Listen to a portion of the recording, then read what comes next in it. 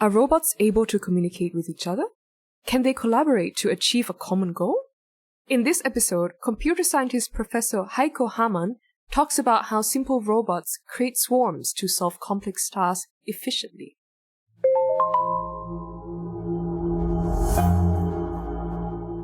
Hello and welcome to In the Swarm, where we dive into the minds behind the hive. So today we have a very special guest, Heiko Hamann, who's one of our principal investigators here at the Cluster of Excellence Collective Behaviour at the University of Konstanz. Hi, Heiko. Hi, Nag. So, Heiko, thank you so much for joining us today. Would you mind giving us a little bit of a introduction about yourself? Yeah, I'm a professor at the computer science department, a bit longer than a year, so I moved here recently.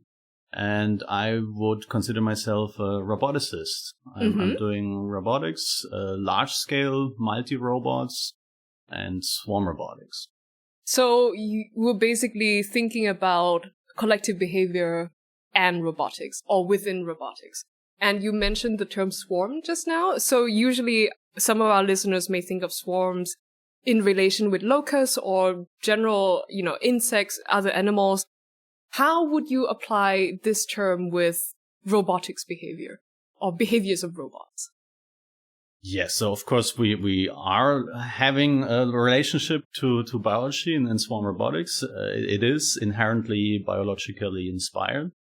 So I already said, it's large scale. So we usually try to have very many robots. That requires that they have to be rather small, whatever that means, rather inexpensive, and therefore not super capable. So we're thinking palm-size robots and many of those in a lab that you're looking at. Depends. Yeah? So it's not all about size, but of course a small robot is easier in swarm robotics because then you don't need so much space. Imagine you have 10, 20 or 100 of them, and if they're too big, you will also require a huge space to work with them. So are we using these robots to look at any particular system within biology, or are you trying to apply some ideas or concepts or theories from biology to look at some special other aspects within robotics? Which way around is it? Or is it a mutually, happy relationship that one can inform the other and the other way around? The last one is what we would love to get. So my first answer would have been both, right? So, of course, there is research in swarm robotics where people try to basically do mimicry, to take a concept out of biology and then implement it in our engineered system quite closely to really see, can we somehow, do very similar things as we see in natural collective behavior.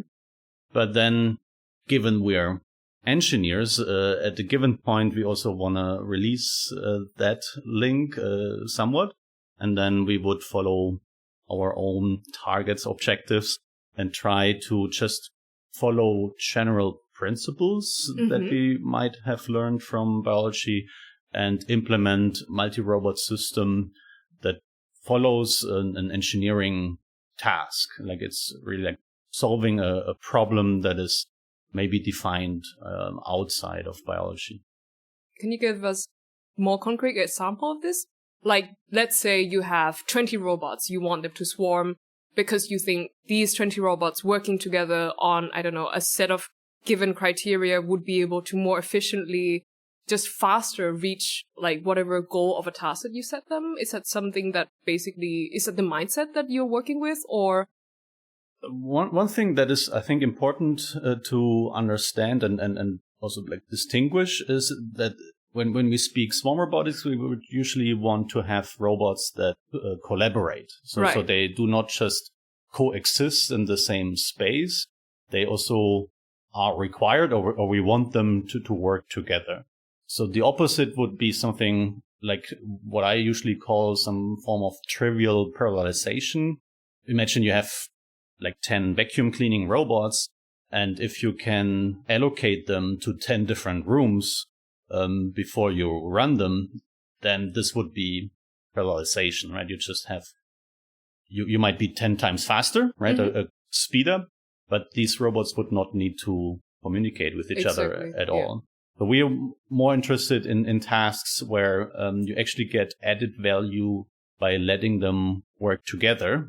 And our dream, or sometimes we're able to show that, is that as a swarm, if they work together, if they cooperate and collaborate, they might actually achieve something that is beyond what the individual small robot would be capable of.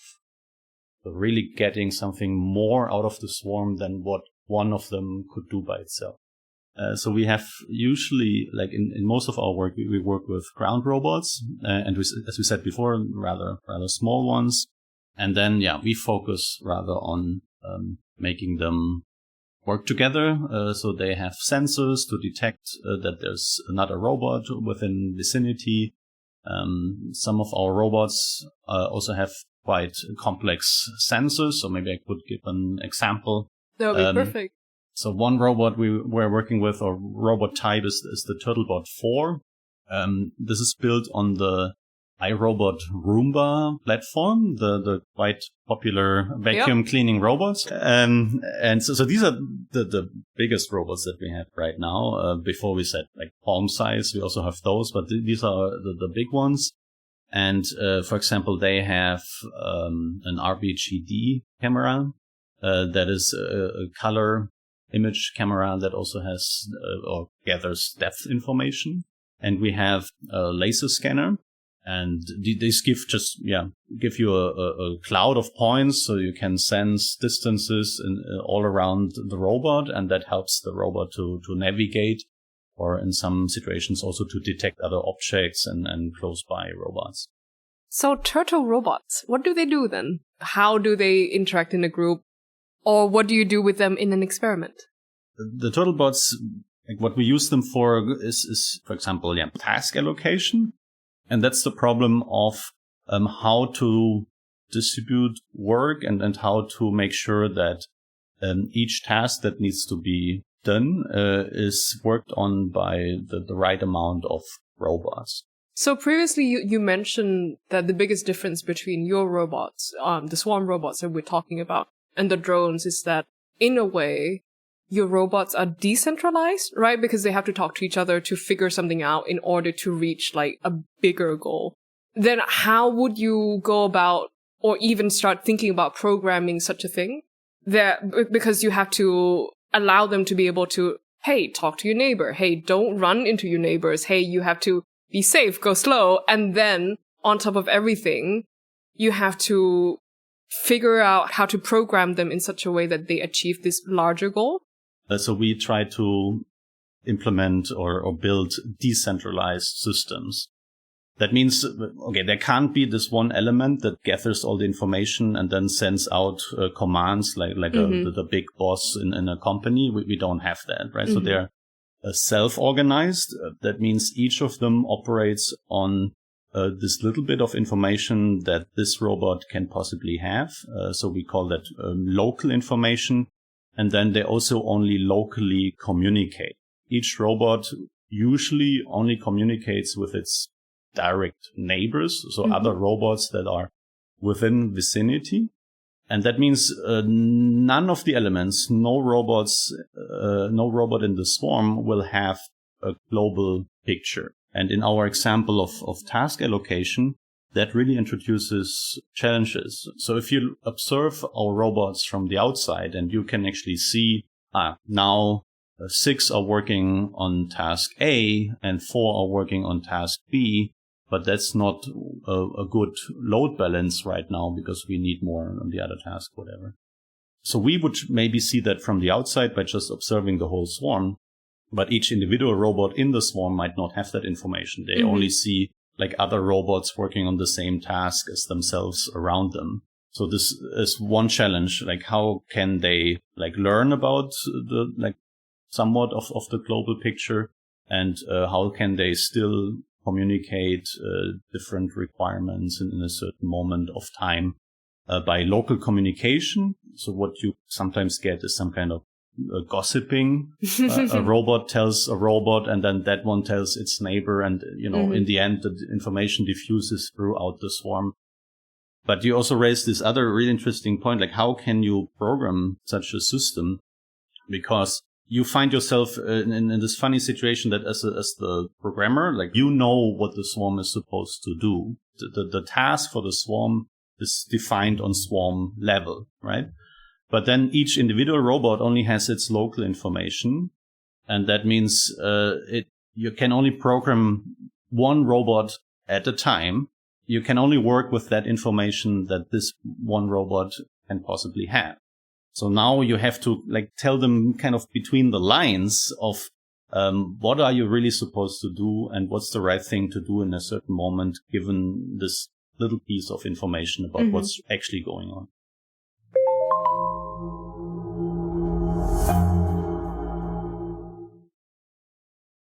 So Heiko just mentioned that it's important for him that we consider his robots as following a decentralized organization. So what is centralized, decentralized? Yeah, so this is actually a super important concept. So let's take an example. Imagine there's a stadium full of people and everyone now needs to leave the stadium through an exit. Okay, so how would they organize that in a centralized way? Yeah, so in a centralized way, you could imagine each person will have basically an order that was given from someone to be like, that's the order where they'll need to leave in. So person one leaves first and then second person will leave next, and that until everyone leaves the stadium in an orderly fashion. Okay, and how would this look like in a decentralized way? So in a decentralized way, basically the people won't be given any instructions from anyone, and all they have to do is to follow simple rules. So in this case, let's say the simple rule would be don't bump into anybody and walk towards the exit. And in that way, everyone would basically slowly walk towards the exit and exit the stadium. Okay, so basically in both cases, the stadium is eventually evacuated? Yeah, so from the centralized and decentralized way, they both lead to the same collective outcome or the same goal. And if you think back to robot swarms, that would be the centralized way would be like a computer telling every robot what to do at every point, and the decentralized way would be the same as the people of like each robot just follows their own rules to reach a certain goal. Okay, that's clearer. Let's go back to Heiko and Nak. How do robots read between the lines, or how do they gossip? Going back again to task allocation, a robot will not get the full information about like how many robots do a certain task right now. They have to measure that themselves. So think about the following scenario. You have robots in one task. They need to find some items, pick them up, bring them back home to some base station. And there you have robots doing another task, which is some form of unloading, right? Now imagine one of these robots with an item coming back to the base station sits now there at the base and waits for a robot that helps it to unload. And so they can measure that time. How long does it take until I find someone who helps me? So who's executing this unloading task? If that takes very long, this might be an information you can exploit. So maybe this is representative for the whole swarm and informs this one robot that the task of unloading is currently not done by many or enough robots. Mm-hmm. So this would be this kind of between the lines. Mm-hmm. You get a local sample, so you can measure this one time. How long did it take for me to find someone? And maybe that's representative, and you can then maybe switch yourself to the unloading task in the hope that this is balancing this work a bit better. Can they gossip this information? Like, oh, hey, the robot who came nearby to also wait for this unloading task, can you go tell someone, or can we go find some unloading robot?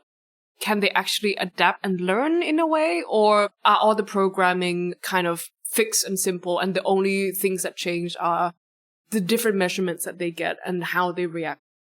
Here we go. I mean, this is nice. So of course, what I just said, like measuring this time, how long does it take me to find someone? This is something that each of the robots could measure by themselves. But they should not keep that information, right? Why not allowing them to communicate that? And whenever two of these robots meet, they can exchange all their experience, like during the last 15 minutes, whatever. I've seen these different times or waiting times, and they can inform each other and then get a better understanding of what's actually happening globally, right? So they can work their way towards getting a better and better picture, global picture of what's going on. About this question, like, is everything static or not? I mean, what I've just said could be considered some like primitive form of learning already. But what we usually do is very simple code, simple reactive behaviors, we call them, and you can still get adaptivity in your swarm.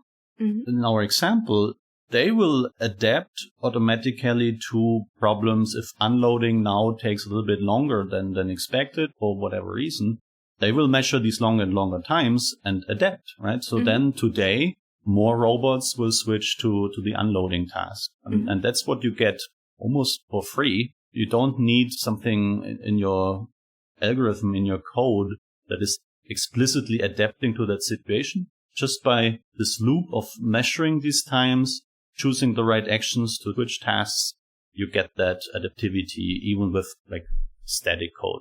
We can still do learning, right? Yeah, but exactly. Here we don't need that. Okay. Can this somehow be linked to the concept of diversity? Because I think when people think about swarming robots, maybe they think about all the robots doing the same stuff, but we're really talking about different robots being responsible for different tasks, adapt to the most pressing need at the moment of what is the most important thing that needs to get done. I was just thinking about the concept of diversity, and maybe this also exists in robotics as well. Yes. Traditionally, like if you look into literature back in the times, like mid-90s, how swarm robotics started, there the idea was homogeneous swarms. So can we make them all the same? And that would allow you to like mass produce robots, for example, to lower costs. That's, of course, a nice idea. And then that's how we got started in this field. But what's getting more and more interesting is looking into like explicitly heterogeneous swarms. And you can do that in different ways. So you could do it just in software. And so following this idea of task allocation, you could have robots that react differently to these waiting times. So you could have these very impatient robots. They maybe wait just a little bit longer today, and then they're like, someone should work on the unloading task, and they will immediately switch. And others might be more patient. For them, it's okay if it's taking 5 seconds, 1 minute longer today, they will not immediately switch. And this is just happening in software, right? All the robots could still be the same. The other idea would be to actually also change like what the Bausch's would call morphology. We can, of course, change how the robot looks like, and we could change it in an extreme way. So there's projects in swarm robotics where they try to combine flying drones with ground robots to get the best out of both worlds, for example. Or you can think of robots with different sensing capabilities, different locomotion. So some robots can easily move over steps, what others can't do. You have many options there. Yeah, exactly. So one of the reasons why I wanted to bring up the diversity concept was because I noticed that you had published a paper on diversity in robots. Can you tell us more about that? That's right. This is together with our colleagues from Berlin, the Science of Intelligence cluster there. We wrote a lot about like what if our robots struggle to go straight? And that's actually what we see in mobile robotics. And especially with these small robots that don't have a lot of extra sensing to check themselves, am I going straight or not? Well, we try to resolve it by calibrating these robots. And that's a quite painful task for our PhD students. So before they can do the actual experiment, and I'm talking about tiny robots like the Kilobot. That's a small robot, has a footprint of about a €2 coin. It's just sitting on 3 wires basically, and it's driven by vibration motor. So it's this little robot vibrating its way over. Trying to go in a straight line. Yes, yeah. And before the experiment, you would try to make them go really on a straight line, which means calibration. So you have to take each robot, test it, and then make it go straight by changing certain parameters and so on.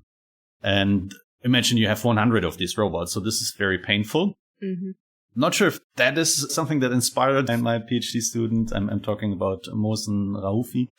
And we were thinking about, okay, this is a form of diversity in the swarm, because not all of them go in the same way, not straight, right? So each of them goes on a curvy trajectory.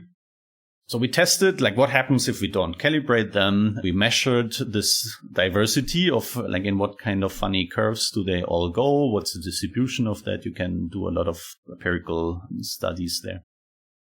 And that, of course, in robotics, everybody's like, okay, so what? You know, why don't you just calibrate it? Put in the hours, right? Right. Yeah, just get it right. So work with precision and you can improve over that.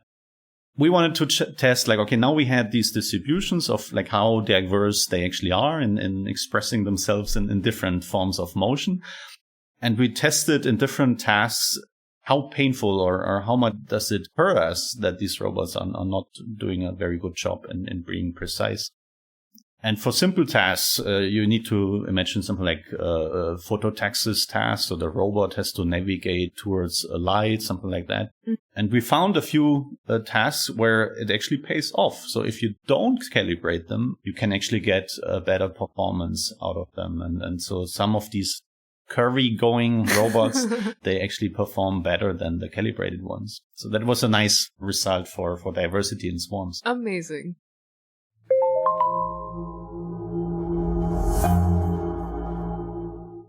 So Heiko mentioned that diversity is important in robot swarms. Is this also the case in animals? Yeah, absolutely. And actually the clearest example of that are ant societies or ant colonies. So for example, some ants in ant colonies, they can have different personalities. So you can have some individuals, when you put them in a new environment, they will always explore. And individuals, when you put them in a new environment, they will always hide. And importantly, when you test them several times, they always do the same thing, either always exploring or always hiding. So I guess in the robot sense, that would be different robots programmed to do kind of different tasks. Yeah, absolutely. And ants, they can also differ a lot according to their morphology. And the clearest example is, for example, army ants, where you have soldiers that are much bigger than other workers. And they also have huge mandibles. And these soldiers are actually fighting against intruders, and they are also carrying very heavy loads. I see. So basically they specialize in their own morphology for their own tasks. Like, I guess if you could have drones and ground robots in a robot swarm, they could kind of have different roles as well. Yeah, absolutely. And the last type of variation across individuals is actually random variation. So you can have, for example, ants that are slightly larger than other ants and ants that are slightly smaller. And so the slightly bigger ants, they could carry heavier stuff, but the smaller ants, they could basically enter in smaller holes and discover new areas. Yeah, this makes sense, actually. In the natural world, of course, not everything is exactly the same size and exactly the same. So as Heiko said, I guess they don't really need to calibrate all the robots. Maybe by not calibrating, it can introduce subnatural variation, like the natural world. Let's now go back to Heiko and Nak. I wanted to bring it maybe back to a more theoretical point of view, because we started off the podcast with, okay, we're doing robotics, but we're looking at swarming behavior, and that's directly informed by biology. And I wanted to maybe get a bit more concrete on that, on how you utilize theories from biology and how you use that in programming, basically. Bioinspiration, I would say, happens on different levels.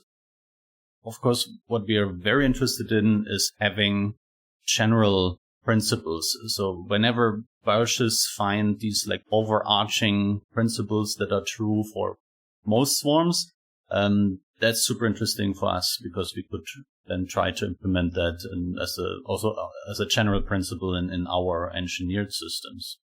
Sometimes it's also very concrete. For example, in task allocation, we can just read some of these papers or better talk to these biologists and learn about these different models usually behavioral models that they have, what they believe, what's actually going on in honeybees, termites, and so on.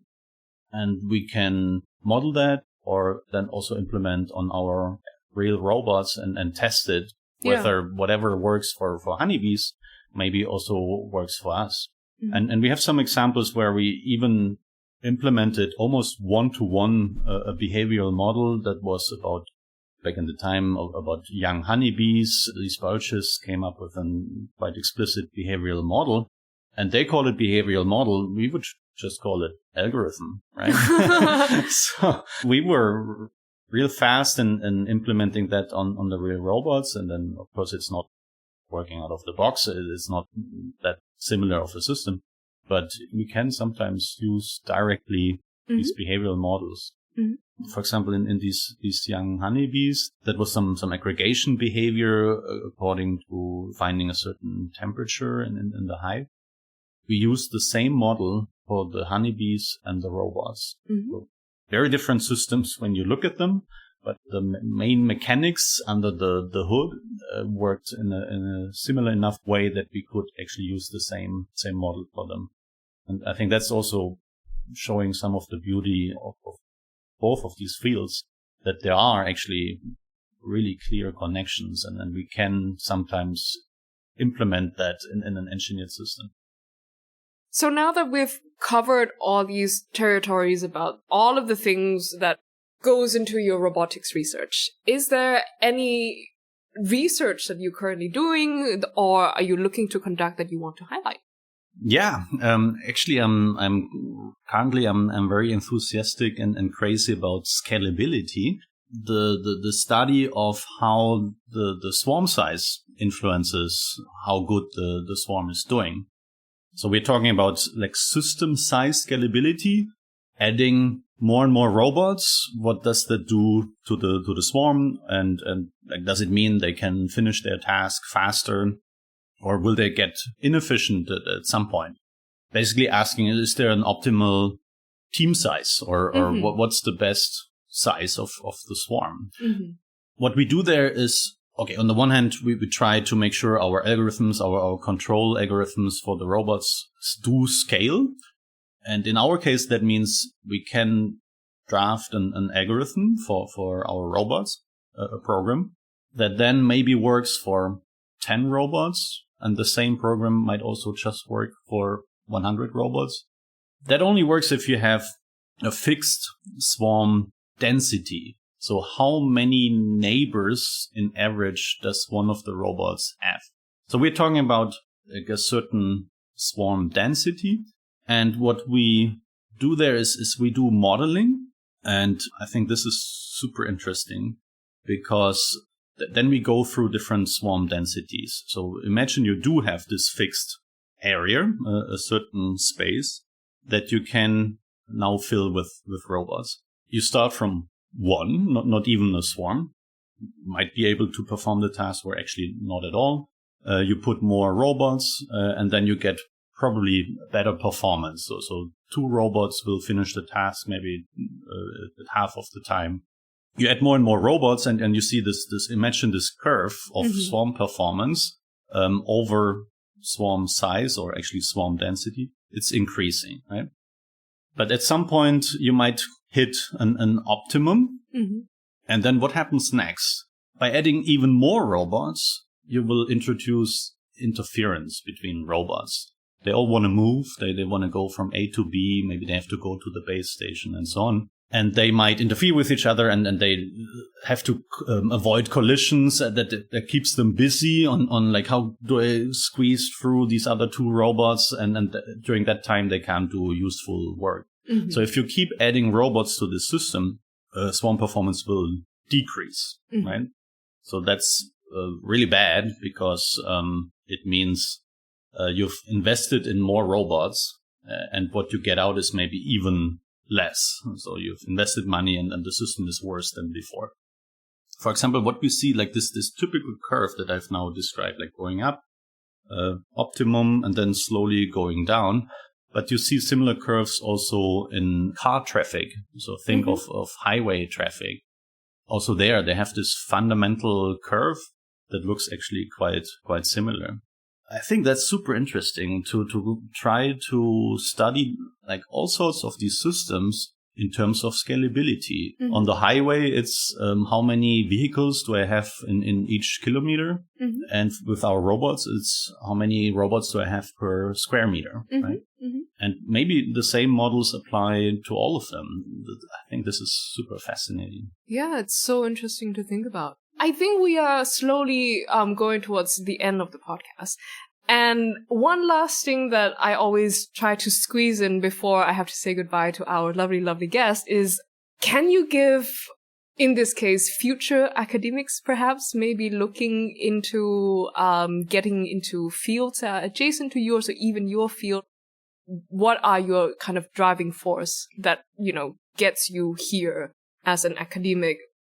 So I chose this career path because I'm driven by fun. Like I want to wake up in the morning and look forward to how that day will evolve, because I can do what I really like to do. And I think that it's really enthusiasm for what you're doing, being like staying curious, being really interested in like finding something new, right? I think that's something that always fascinated me, that you will live through these moments where you're like, okay, so this is maybe something that nobody was thinking about before. Or it's, this, I'm not talking about huge things like this is this groundbreaking new finding, but you see something or think about something that maybe where nobody was before, even mm-hmm. if it's a tiny little mm-hmm.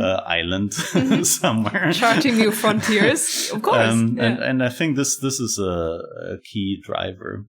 And then like what helped me sometimes maybe is also that at least as a teenager, I did quite a lot of sports. So I was a sprinter, and I enjoyed that always a lot, like together in a group, exercising, pushing your boundaries, and having fun in performing high, right? Mm-hmm. A lot of my personality was influenced by that I just have fun, like, I hesitate to say competing, because that's actually the beauty of science. Collaborate. Or that it's not really a competition. I mean, it has competitive elements. Definitely, yes. But it's not this null-sum game as it is in sprinting, right? So there's only one who can win, and if you're faster than everybody else, someone else is second. But in science, you can collaborate, you can join forces, you can work together and perform high together. Mm-hmm. And I think this is so motivating in like trying to work hard and then achieve something. And in the end, you can publish something and be proud of what you've done. So that's a nice driver. So that's maybe one more lesson from sports, right? So you can sometimes suffer a bit, but there's limits, right? And what for example I've learned from sports is it's good to have these sensors, like that you listen to your body and that you learn about, okay, what are the signals when enough is enough, right? Exactly. And so often you working extra hours at night, and then you notice, like, wait a second, I mean, you're not efficient anymore. Just, leave it. Tomorrow you will come back after good sleep and you will solve what you're working on right now within 15 minutes. And now it would take you 2 hours, right? Yeah. So just be reasonable and try to develop this sensor, like what is your body telling you? And maybe, doing less, sometimes more. Perfect. Thank you so much for your time. It's been absolutely wonderful talking to you today. And thank you so much. Yeah, thank you. And we hope to see you again. Bye.